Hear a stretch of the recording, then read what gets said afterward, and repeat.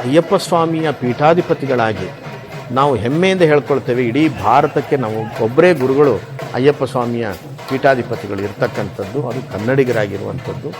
ಎಲ್ಲ ಅಯ್ಯಪ್ಪನ ಭಕ್ತರಿಗೆ ಇಡೀ ದೇಶದಲ್ಲಿ 33 ಕೋಟಿ ಅಯ್ಯಪ್ಪ ಸ್ವಾಮಿ ಭಕ್ತರಿದ್ದಾರೆ.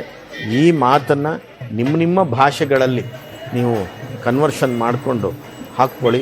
ಅಯ್ಯಪ್ಪನ ಶಬರಿಮಲೆಗೆ ನೀವು ಹೋಗ್ತಕ್ಕಂಥದ್ದು ಕೇವಲ ಅಯ್ಯಪ್ಪ ಸ್ವಾಮಿ ದರ್ಶನಕ್ಕಷ್ಟೇ ಹೋಗ್ರಿ. ಇರುಮುಡಿಯನ್ನು ಹೊತ್ಕೊಂಡು ಹೋಗುವಂಥವ್ರು ಅಕ್ಕಿಯನ್ನು ಏನು ಹಾಕ್ತೀರಿ, ಅಕ್ಕಿಯನ್ನಲ್ಲಿ ಈ 3 ಬೆರಳಲ್ಲಿ 3 ಸಾರಿ ಎಷ್ಟು ಬೇಕೋ ಅಷ್ಟು ತೆಗೆದು ಅಯ್ಯಪ್ಪನ ಭಂಡಾರಕ್ಕೆ ಹಾಕಿ ಉಳಿದಷ್ಟು ಅಕ್ಕಿಯನ್ನು ವಾಪಸ್ ತಗೊಂಡು ಬಂದು ನೀವು ನಿಮ್ಮಲ್ಲಿರ್ತಕ್ಕಂತಹ ಬಂಧುಗಳಿಗೆ ಅನ್ನವನ್ನು ಮಾಡಿ ಅನ್ನ ಸಂತರ್ಪಣೆ ಮಾಡಬೇಕು. ಅಲ್ಲೇ ಹಾಕಿ ಬರಬಾರ್ದು. ನಾನು ನೋಡಿದ್ದೇನೆ, ಕಳೆದ 3-4 ವರ್ಷಗಳಲ್ಲಿ ಆ ಅಕ್ಕಿಯನ್ನು ಹಿಡಿದಿದ್ದೇವೆ. ಇದು ಒಂದು. ಇನ್ನೊಂದು, ಹುಚ್ಚರು ಥರ ಸ್ವಾಮಿಯೇ ಶರಣಮಯ್ಯಪ್ಪ ಅನ್ನೋದು ತೊಂದರೆ ಇಲ್ಲ, ವಾವರ ಸ್ವಾಮಿಯೇ ಶರಣಮಯ್ಯಪ್ಪ ಅಂತೀರಿ. ಯಾವನವನು ವಾವರ ಸ್ವಾಮಿ? ನಿಮ್ಗೇನಾರು ಗೊತ್ತಿದೆಯಾ? ಎಲ್ಲಿಂದ ಬಂದ ವಾವರ ಸ್ವಾಮಿ? ವಾವರ ಸ್ವಾಮಿ ಅಂತಲೇ ಇಲ್ಲ. ಅವನೊಬ್ಬ ಡಕಾಯಿತನಾಗಿ ಕೇರಳದಲ್ಲಿ ರಾಜಶೇಖರ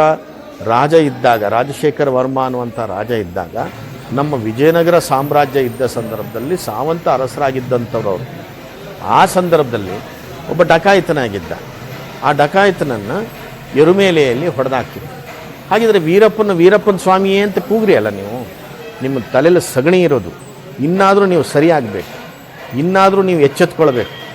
ಇವತ್ತಿನಿಂದನೇ ಹೇಳ್ತಾ ಇದ್ದೇನೆ, ವಾವರ ಸ್ವಾಮಿಯ ದರ್ಗಕ್ಕೆ ಹೋಗಿ ವಾವರ ಸ್ವಾಮಿ ಅಂತ ಕೂಗುವಂಥ ಮೂರ್ಖರಿಗೆ ಅಯ್ಯಪ್ಪ ಸ್ವಾಮಿ ದಯಮಾಡಿ ಕೈ ಹಿಡಿಬಾರ್ದು. ಅವರನ್ನು ಮೂರ್ಖರು ಅಂತ ಬಿಟ್ಟುಬಿಡಬೇಕು.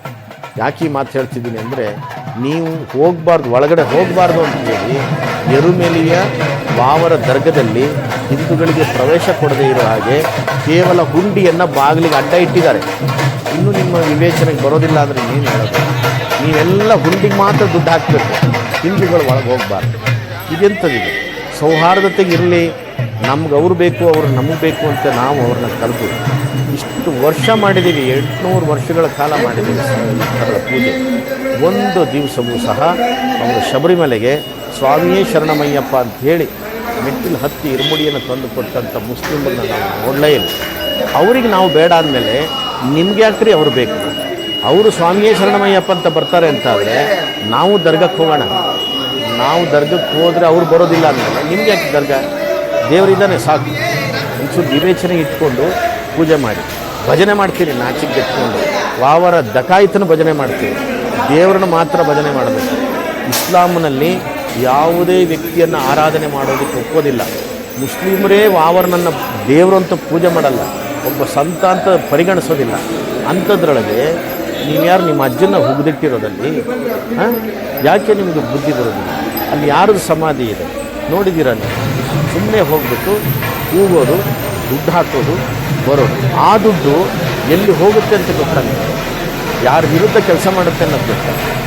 ನಿಮ್ಮ ಹಣ ನಿಮ್ಮ ಹತ್ರ ಇದೆ.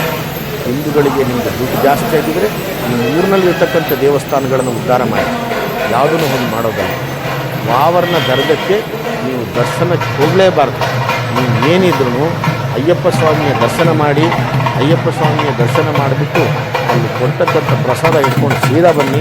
ಇರುಮುಡಿಯಲ್ಲಿದ್ದಂಥ ಅಕ್ಕಿಯನ್ನು ಅಲ್ಲಿ ಹಾಕಬಾರ್ದು.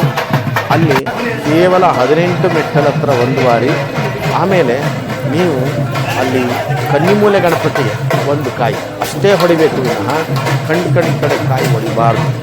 ಆ ಕಾಯಿಯನ್ನು ಬಳಸ್ತಕ್ಕಂಥ ಕೇರಳ ಸರ್ಕಾರ ಇಂದು ವಿರೋಧವಾಗಿರ್ತಕ್ಕಂಥ, ಅದರೊಳಗೂ ಸಹ ಯಾರಿಗೋ ದುಡ್ಡು ಕೊಡ್ತಕ್ಕಂಥ ಈ ದೇವಸ್ಥಾನದಲ್ಲಿ ನಮ್ಮ ದೇವಸ್ಥಾನ ಎಷ್ಟು ಬೇಕು ಅಷ್ಟನ್ನೇ ಅಚ್ಚುಕಟ್ಟಲ್ಲಿ ನೀವು ಖರ್ಚು ಮಾಡಿ ದೇವರ ದರ್ಶನ ಮಾಡಿ ಬನ್ನಿ.